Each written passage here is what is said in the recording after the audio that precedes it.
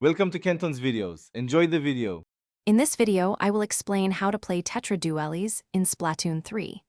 The Tetra Dualies are a unique and exciting weapon, known for their incredible mobility.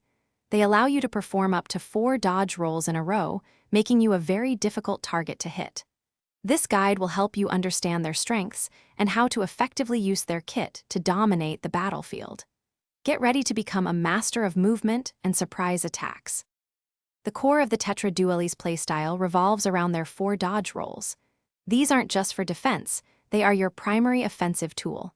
Use them to quickly advance on unsuspecting foes or to reposition yourself when under pressure.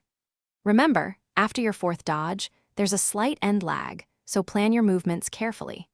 Constant movement and unpredictable dodges will keep your opponents guessing and give you a significant advantage in any engagement. Your kit includes the Auto Bomb and the Zipcaster Special. The Auto Bomb is excellent for scouting areas, forcing enemies out of cover, or creating diversions.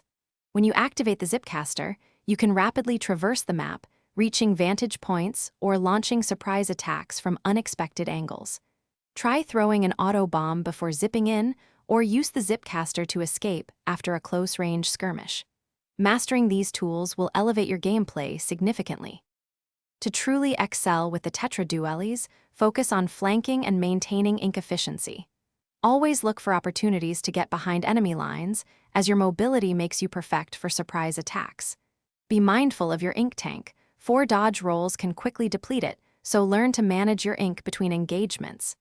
Consistent practice with your dodge rolls and aiming will make you an unstoppable force on the battlefield. Keep moving, keep flanking, and secure those victories.